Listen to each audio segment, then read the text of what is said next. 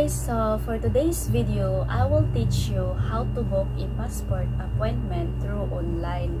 So guys, please keep watching until the end so that you have an idea at sana makatulong itong video na ito sa inyo. So let's start now. Guys. Go to your Google Chrome and then search mo lang ito www.passport.gov.ph, then go. Fill upan mo lang ito guys, Asia Pacific Philippines, site niya kung saan ka kukuha ng passport mo. At saka pagkatapos dito, i-check mo.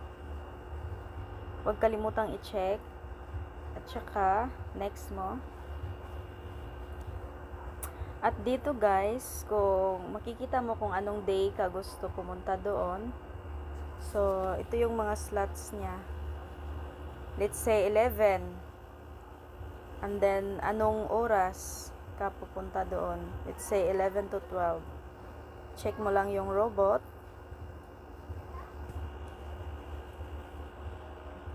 Do these motorcycles.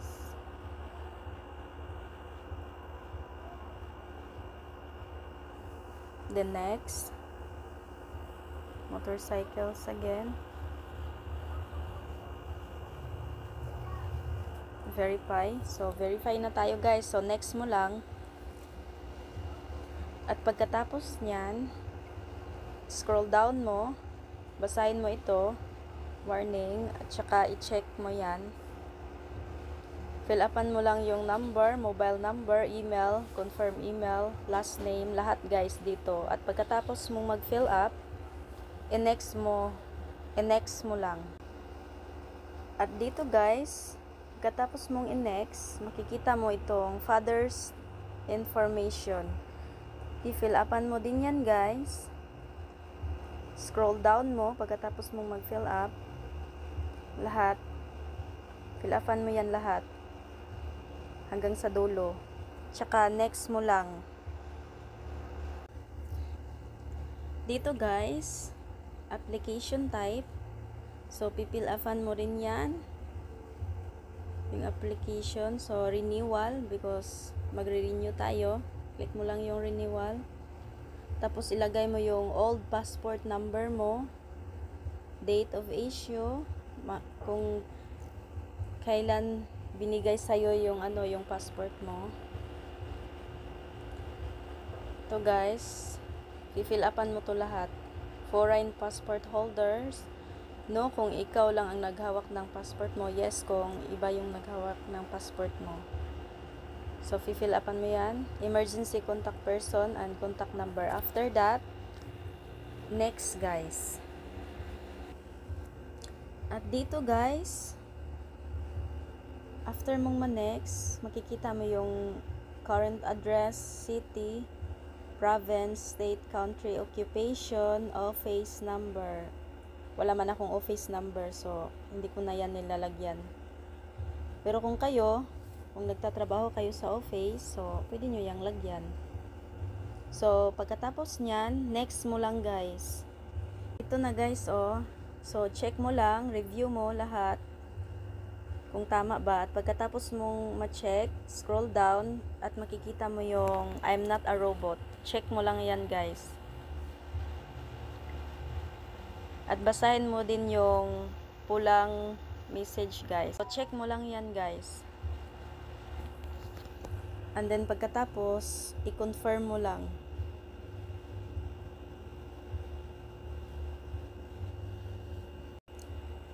At dito, please choose a processing type. Mayroon ditong regular, mayroon ditong special processing, mas madalian. Please choose a payment method kung saan ka magbabayad. Kung may GCash ka, so dito ka sa GCash. Pero kung may debit credit ka, pwede rin dyan. And then, pwede rin sa over the counter. Doon na, or sa akin kasi yung kinuha ko yung regular 950 12 working days. At saka GCash yung ginamit ko pambayad, GCash. At hindi na ako nag-career, guys. Nasa sayo yan kung gusto mong mag-career. Pero para sa akin, hindi na.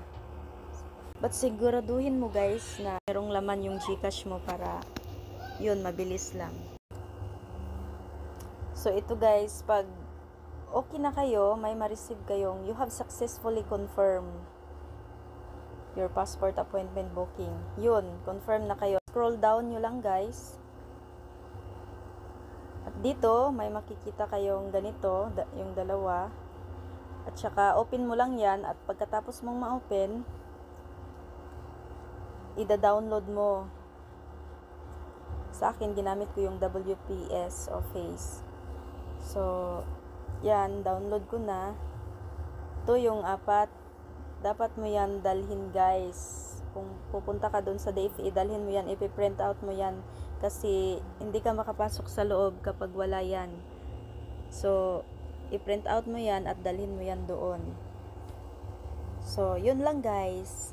Sana makatulong itong video na ito. And don't forget to subscribe para ma-notify kayo sa another video ko. Salamat, guys!